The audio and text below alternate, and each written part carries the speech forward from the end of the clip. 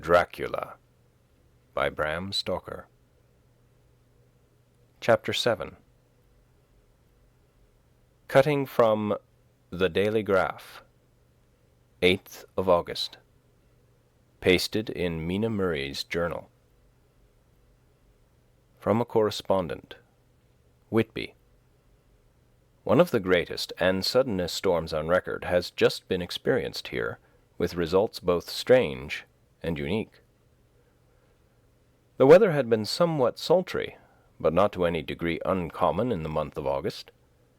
Saturday evening was as fine as was ever known, and the great body of holiday-makers laid out yesterday for visits to Mulgrave Woods, Robin Hood's Bay, Rig Mill, Runswick, Staithes, and the various trips in the neighbourhood of Whitby.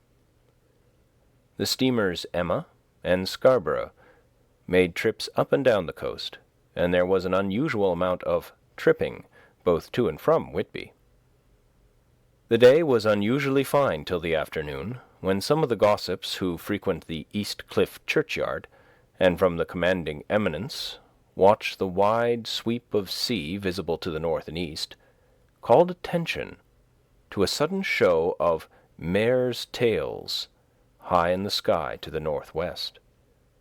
The wind was then blowing from the southwest in the mild degree which in barometrical language is ranked as number 2, light breeze.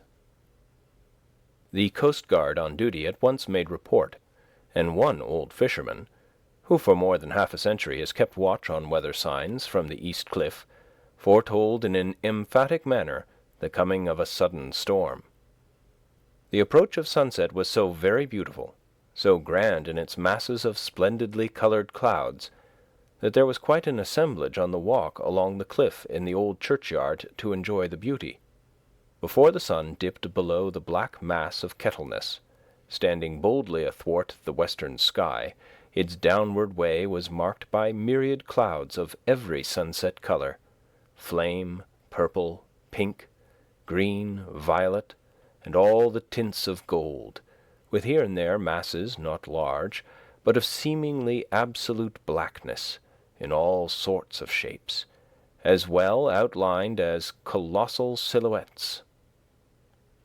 The experience was not lost on the painters, and doubtless some of the sketches of the Prelude to the Great Storm will grace the R.A. and R.I. walls in May next. More than one captain made up his mind then and there that his cobble, or his mule, as they term the different classes of boats, would remain in the harbour till the storm had passed. The wind fell away entirely during the evening, and at midnight there was a dead calm, a sultry heat, and that prevailing intensity which, on the approach of thunder, affects persons of a sensitive nature. There were but few lights in sight at sea, for even the coasting steamers, which usually hug the shore so closely, kept well to seaward, and but a few fishing boats were in sight. The only sail noticeable was a foreign schooner with all sails set, which was seemingly going westwards. The foolhardiness or ignorance of her officers was a prolific theme for comment whilst she remained in sight, and efforts were made to signal her to reduce sail in the face of her danger. Before the night shut down, she was seen with sails idly flapping as she gently rolled on the undulating swell of the sea, as idle as a painted ship upon a painted ocean. Shortly before 10 o'clock, the stillness of the air grew quite oppressive, and the silence was so marked that the bleating of a sheep inland or the barking of a dog in the town was distinctly heard, and the band on the pier, with its lively French air, was like a discord in the great harmony of nature's silence. A little after midnight came a strange sound from over the sea, and high overhead the air began to carry a strange, faint, hollow booming. Then, without warning, the tempest broke, with a rapidity which, at the time seemed incredible, and even afterwards is impossible to realize, the whole aspect of nature at once becoming convulsed. The waves rose in growing fury, each overtopping its fellow, till, in a very few minutes, the lately glassy sea was like a roaring and devouring monster. White-crested waves beat madly on the level sands and rushed up the shelving cliffs. Others broke over the piers, and with their spume swept the lanthorns of the lighthouse which rise from the end of either pier of Whitby harbour. The wind roared like thunder, and blew with such force that it was with difficulty that even strong men kept their feet, or clung with grim clasp to the iron stanchions. It was found necessary to clear the entire pier from the mass of onlookers, or else the fatalities of the night would have increased manifold. To add to the difficulties and dangers of the time, masses of sea fog came drifting inland. White, wet clouds, which swept by in ghostly fashion, so dank and damp and cold that it needed but a little effort of imagination to think that the spirits of those lost at sea were touching their living brethren with the clammy hands of death, and many a one shuddered as the wreaths of sea mist swept by. At times the mist cleared, and the sea for some distance could be seen in the glare of the lightning, which came thick and fast, followed by such peals of thunder that the whole sky overhead seemed trembling under the shock of the footsteps of the storm. Some of the scenes thus revealed were of immeasurable grandeur and of absorbing interest. The sea, running mountains high, threw skywards with each wave mighty masses of white foam, which the tempest seemed to snatch at and whirl away into space. Here and there a fishing boat with a rag of sail, running madly for shelter before the blast, now and again the white wings of a storm-tossed seabird. On the summit of the east cliff the new searchlight was ready for experiment, but had not yet been tried. The officers in charge of it got it into working order, and in the pauses of onrushing mist swept with it the surface of the sea. Once or twice its service was most effective, as when a fishing boat, with gunwale under water, rushed into the harbour, able, by the guidance of the sheltering light, to avoid the danger of dashing against the piers. As each boat achieved the safety of the port, there was a shout of joy from the mass of people on the shore, a shout which for a moment seemed to cleave the gale and was then swept away in its rush. Before long the searchlight discovered some distance away a schooner with all sails set, apparently the same vessel which had been noticed earlier in the evening. The wind had by this time backed to the east, and there was a shudder amongst the watchers on the cliff as they realized the terrible danger in which she now was. Between her and the port lay the great flat reef on which so many good ships have, from time to time, suffered, and with the wind blowing from its present quarter, it would be quite impossible that she should fetch the entrance of the harbour. It was now nearly the hour of high tide, but the waves were so great that in their troughs the shallows of the shore were almost visible, and the schooner with all sails set was rushing with such speed that, in the words of one old salt, she must fetch up somewhere, if it was only in hell.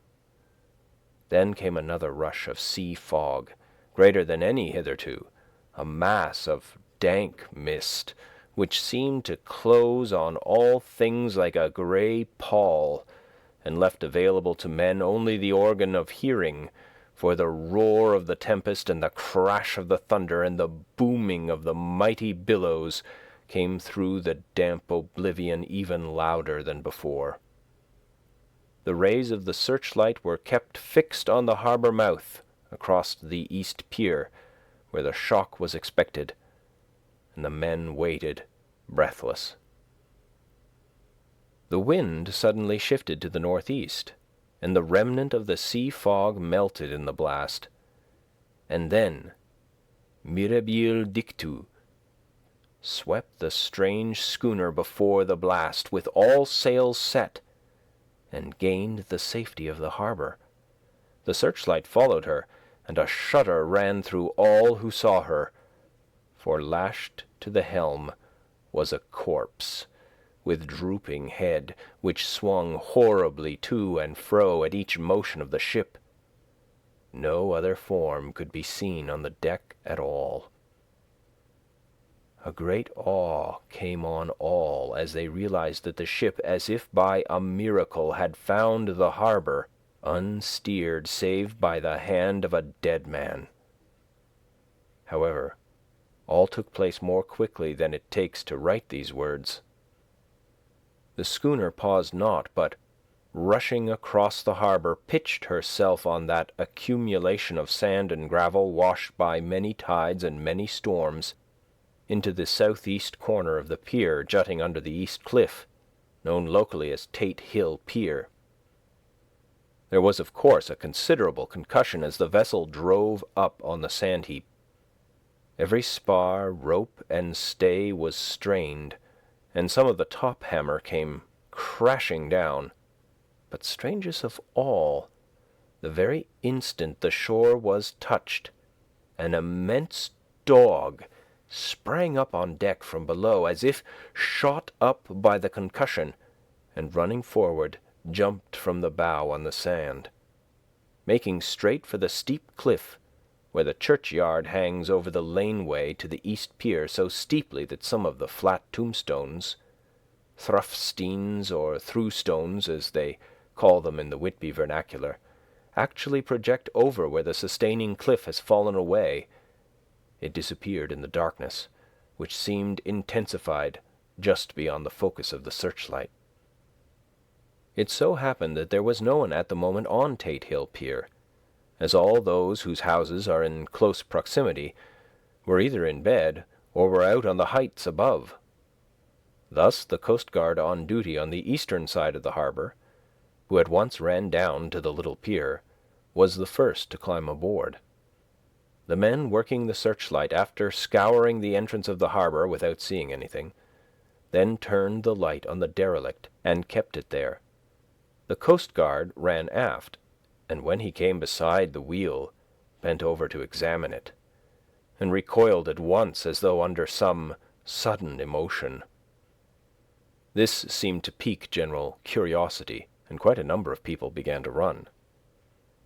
It was a good way round from the west cliff by the drawbridge to Tate Hill Pier, but your correspondent is a fairly good runner, and came well ahead of the crowd.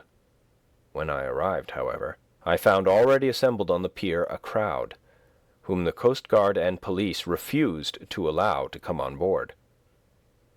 By the courtesy of the chief boatman, I was, as your correspondent, permitted to climb on deck, and was one of a small group who saw the dead seaman whilst actually lashed to the wheel. It was no wonder that the Coast Guard was surprised, or even awed, for not often can such a sight have been seen. The man was simply fastened by his hands, tied one over the other, to a spoke of the wheel. Between the inner hand and the wood was a crucifix, the set of beads on which it was fastened being around both wrists and wheel, and all kept fast by the binding cords. The poor fellow may have been seated at one time, but the flapping and buffeting of the sails had worked through the rudder of the wheel, and had dragged him to and fro, so that the cords with which he was tied had cut the flesh to the bone. Accurate note was made of the state of things, and a doctor, Surgeon J. M. Caffin of 33 East Eliot Place, who came immediately after me, declared after making examination that the man must have been dead for quite 2 days. In his pocket was a bottle, carefully corked, empty save for a little roll of paper, which proved to be the addendum to the log. The Coast Guard said the man must have tied up his own hands, fastening the knots with his teeth. The fact that a Coast Guard was the first on board may save some complications later on, in the Admiralty Court, for Coast Guards cannot claim the salvage, which is the right of the first civilian entering on a derelict. Already, however, the legal tongues are wagging, and one young law student is loudly asserting that the rights of the owner are already completely sacrificed, his property being held in contravention of the statutes of Mortmain, since the tiller, as emblemship if not proof of delegated possession, is held in a dead hand. It is needless to say that the dead steersman has been reverently removed from the place where he held his honourable watch and ward till death, a steadfastness as noble as that of the young Casabianca, and placed in the mortuary to await inquest. Already the sudden storm is passing, and its fierceness is abating. Crowds are scattering backward, and the sky is beginning to redden over the Yorkshire wolds. I shall send, in time for your next issue, further details of the derelict ship which found her way so miraculously into harbour in the storm. 9th of August. The sequel to the strange arrival of the derelict in the storm last night is almost more startling than the thing itself. It turns out that the schooner is Russian from Varna, and is called the Demeter. She is also entirely in ballast of silver sand, with only a small amount of cargo, a number of great wooden baulks filled with mould. This cargo was consigned to a Whitby solicitor, Mr. S. F. Billington, of 7 the Crescent, who this morning went aboard and took formal possession of the goods consigned to him. The Russian consul, too, acting for the charter party, took formal possession of the ship and paid all harbour dues, etc. Nothing is talked about here today except the strange coincidence. The officials of the Board of Trade have been most exacting in seeing that every compliance has been made with existing regulations. As the matter is to be a 9 days' wonder, they are evidently determined that there shall be no cause of other complaint. A good deal of interest was abroad concerning the dog which landed when the ship struck, and more than a few of the members of the S.P.C.A., which is very strong in Whitby, have tried to befriend the animal. To the general disappointment, however, it was not to be found. It seems to have disappeared entirely from the town.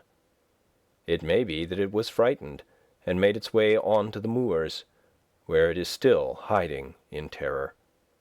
There are some who look with dread on such a possibility, lest later on it should in itself become a danger, for it is evidently a fierce brute. Early this morning a large dog, a half-bred mastiff belonging to a coal merchant close to Tate Hill Pier, was found dead in the roadway opposite its master's yard. It had been fighting, and manifestly had had a savage opponent, for its throat was torn away, and its belly was slit open as if with a savage claw. Later. By the kindness of the Board of Trade Inspector, I have been permitted to look over the log book of the Demeter, which was in order up to within 3 days, but contained nothing of special interest except as to facts of missing men. The greatest interest, however, is with regard to the paper found in the bottle, which was today produced at the inquest, and a more strange narrative than the two between them unfold it has not been my lot to come across.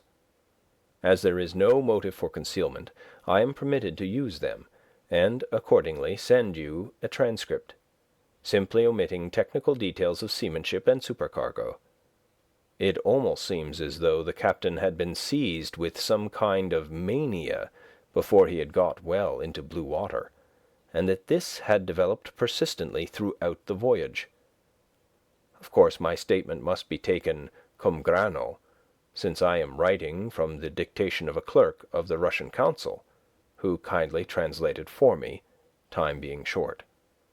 Log of the Demeter, Varna to Whitby. Written 18th of July. Things so strange happening that I shall keep accurate note henceforth till we land.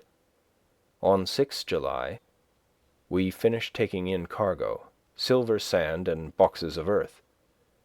At noon set sail. East wind, fresh, crew 5 hands, 2 mates, cook, and myself, captain. On 11 July, at dawn, entered Bosphorus. Boarded by Turkish customs officers. Bakshish. All correct. Under way at 4 p.m. On 12 July, through Dardanelles. More customs officers and flagboat of guarding squadron. Bakshish again. Work of officers thorough, but quick. Want us off soon. At dark, passed into archipelago. On 13 July, passed Cape Matapan. Crew dissatisfied about something, seemed scared, but would not speak out. On 14 July, was somewhat anxious about crew. Men, all steady fellows who sailed with me before. Mate could not make out what was wrong. They only told him there was something, and crossed themselves. Mate lost temper with one of them that day and struck him. Expected fierce quarrel, but all was quiet. On 16 July, mate reported in the morning that one of the crew, Petrovsky, was missing. Could not account for it. Took larboard watch 8 bells last night, was relieved by Amramoff, but did not go to bunk. Men more downcast than ever. All said they expected something of the kind, but would not say more than there was something aboard. Mate getting very impatient with them. Feared some trouble ahead. On 17 July, yesterday, one of the men, Olgerin, came to my cabin and in an awe-struck way confided to me that he thought there was a strange man aboard the ship. He said that in his watch he had been sheltering behind the deck-house, as there was a rainstorm, when he saw a tall, thin man who was not like any of the crew come up the companionway and go along the deck forward and disappear. He followed cautiously, but when he got to bows, found no one, and the hatchways were all closed. He was in a panic of superstitious fear, and I am afraid the panic may spread. To allay it, I shall today search the entire ship carefully, from stem to stern. Later in the day I got together the whole crew and told them, as they evidently thought there was someone in the ship, we would search from stem to stern. First mate, angry, said it was folly, and to yield to such foolish ideas would demoralize the men. Said he would engage to keep them out of trouble with the handspike. I let him take the helm, while the rest began a thorough search, all keeping abreast with lanterns. We left no corner unsearched. As there were only the big wooden boxes, there were no odd corners where a man could hide. Men much relieved when search over, and went back to work cheerfully. First mate scowled, but said nothing. 22nd July. Rough weather last 3 days, and all hands busy with sails. No time to be frightened. Men seem to have forgotten their dread. Mate cheerful again, and all on good terms. Praised men for work and bad weather.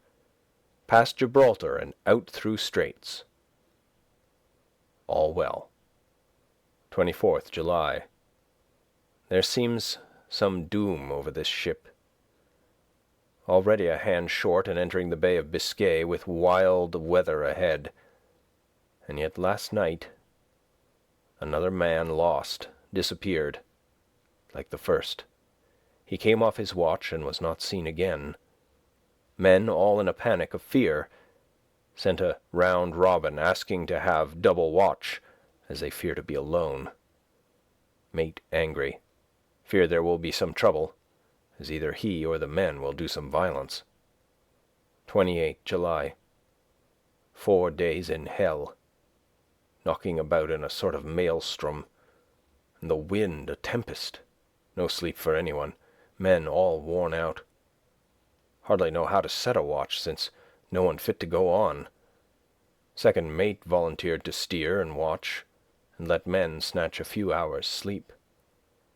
Wind abating, seas still terrific, but feel them less, as ship is steadier.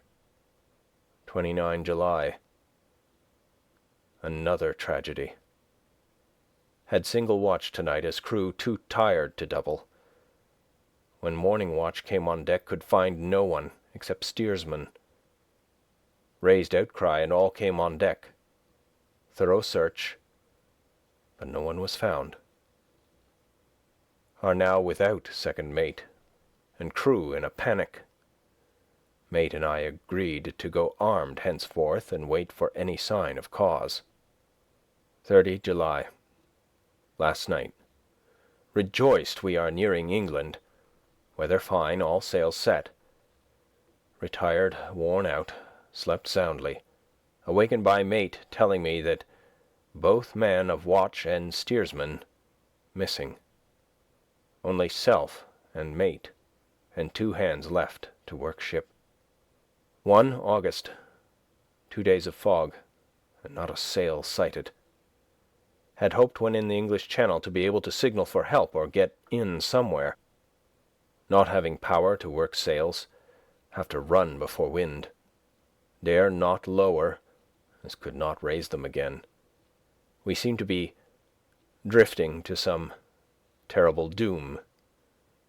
Mate now more demoralized than either of men. His stronger nature seems to have worked inwardly against himself.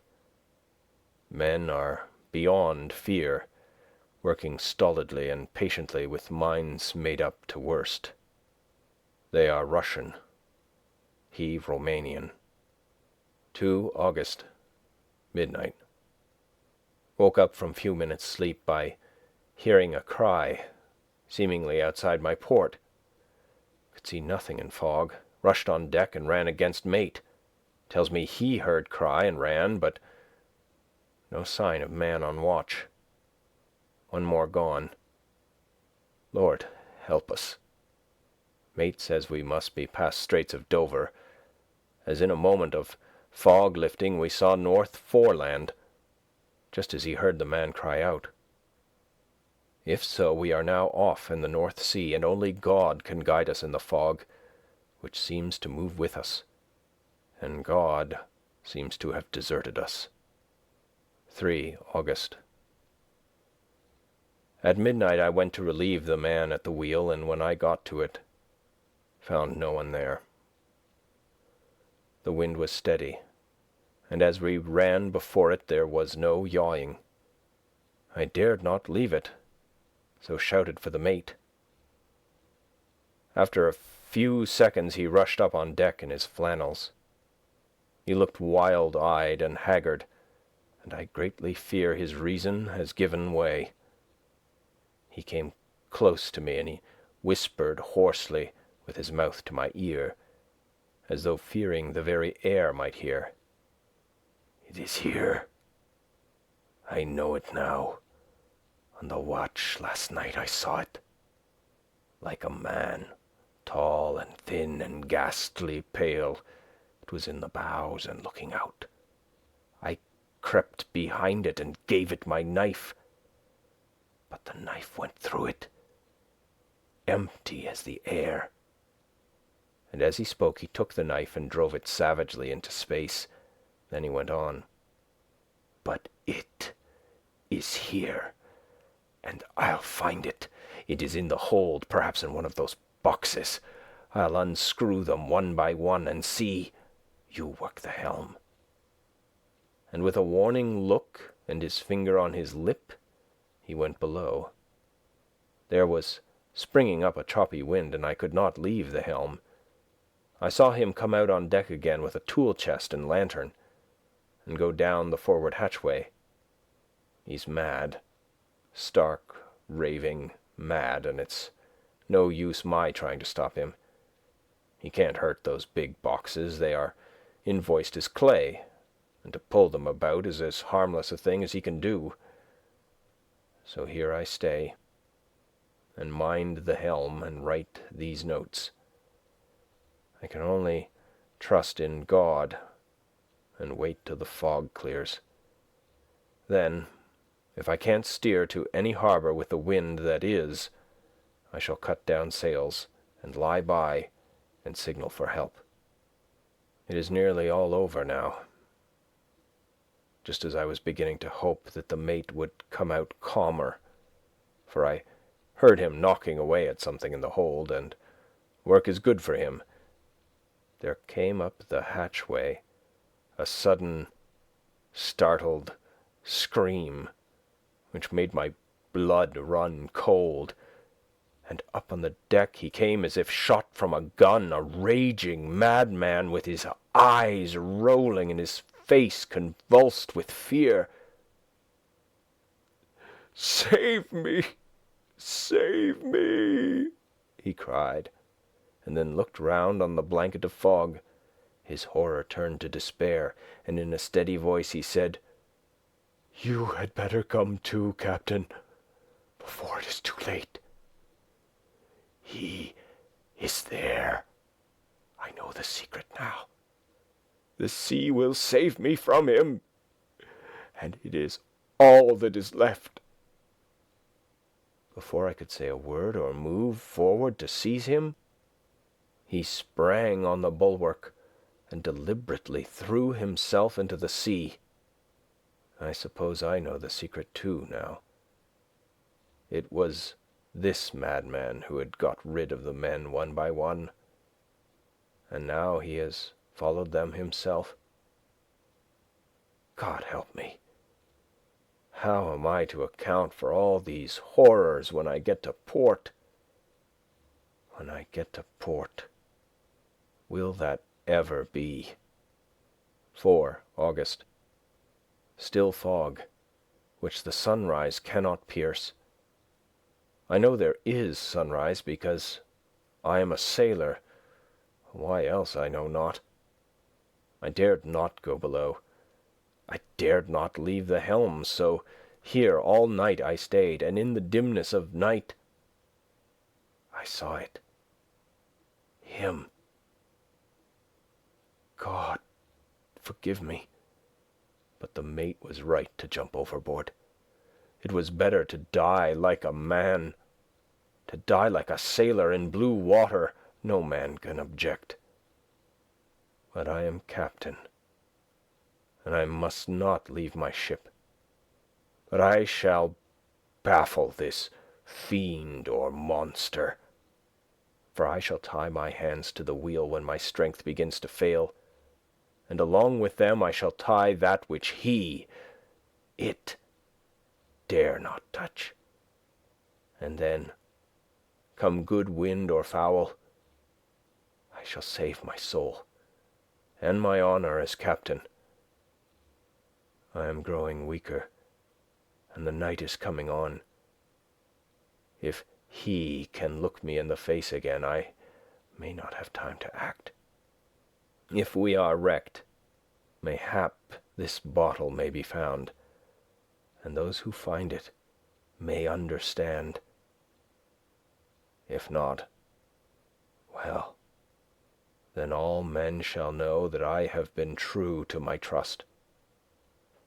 God and the Blessed Virgin and the saints help a poor, ignorant soul trying to do his duty. Of course the verdict was an open one. There is no evidence to adduce, and whether or not the man himself committed the murders there is now none to say. The folk here hold almost universally that the captain is simply a hero, and he is to be given a public funeral. Already it is arranged that his body is to be taken with a train of boats up the Esk for a piece and then brought back to Tate Hill Pier and up the Abbey steps, for he is to be buried in the churchyard on the cliff. The owners of more than 100 boats have already given in their names as wishing to follow him to the grave. No trace has ever been found of the great dog, at which there is much mourning, for, with public opinion in its present state, he would, I believe, be adopted by the town. Tomorrow will see the funeral, and so will end this one more mystery of the sea. Mina Murray's Journal, 8 August. Lucy was very restless all night, and I too could not sleep. The storm was fearful, and as it boomed loudly among the chimney pots, it made me shudder. When a sharp puff came, it seemed to be like a distant gun. Strangely enough, Lucy did not wake, but she got up twice and dressed herself. Fortunately, each time I awoke in time and managed to undress her without waking her, and got her back to bed. It is a very strange thing, this sleepwalking, for as soon as her will is thwarted in any physical way, her intention, if there be any, disappears, and she yields herself almost exactly to the routine of her life. Early in the morning we both got up and went down to the harbour to see if anything had happened in the night. There were very few people about, and though the sun was bright and the air clear and fresh, the big grim-looking waves that seemed dark themselves because the foam that topped them was like snow, forced themselves in through the mouth of the harbour, like a bullying man going through a crowd. Somehow I felt glad that Jonathan was not on the sea last night, but on land. But oh, is he on land or sea? Where is he? And how? I am getting fearfully anxious about him. If I only knew what to do, and could do anything. 10 August. The funeral of the poor sea captain today was most touching. Every boat in the harbour seemed to be there, and the coffin was carried by captains all the way from Tate Hill Pier up to the churchyard. Lucy came with me, and we went early to our old seat, whilst the cortege of boats went up the river to the viaduct and came down again. We had a lovely view, and saw the procession nearly all the way. The poor fellow was laid to rest near our seat, so that we stood on it when the time came and saw everything. Poor Lucy seemed much upset. She was restless and uneasy all the time, and I cannot but think that her dreaming at night is telling on her. She is quite odd in one thing. She will not admit to me that there is any cause for restlessness, or if there be, she does not understand it herself. There is an additional cause, in that poor Mr. Swales was found dead this morning on our seat, his neck being broken. He had evidently, as the doctor said, fallen back in the seat in some sort of fright, for there was a look of fear and horror on his face that the men said made them shudder. Poor dear old man. Lucy is so sweet and sensitive that she feels influences more acutely than other people do. Just now she was quite upset by a little thing which I did not much heed, though I am myself very fond of animals. One of the men who came up here often to look for the boats was followed by his dog. The dog is always with him. They are both quiet persons, and I never saw the man angry nor heard the dog bark. During the service, the dog would not come to its master, who was on the seat with us, but kept a few yards off, barking and howling. Its master spoke to it gently, and then harshly, and then angrily, but it would neither come nor cease to make a noise.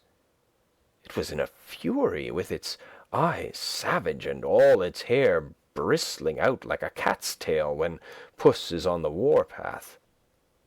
Finally the man, too, got angry, and jumped down and kicked the dog, and then took it by the scruff of the neck and half dragged and half threw it on the tombstone on which the seat is fixed. The moment it touched the stone, the poor thing began to tremble. It did not try to get away, but crouched down, quivering and cowering, and was in such a pitiable state of terror that I tried, though without effect, to comfort it.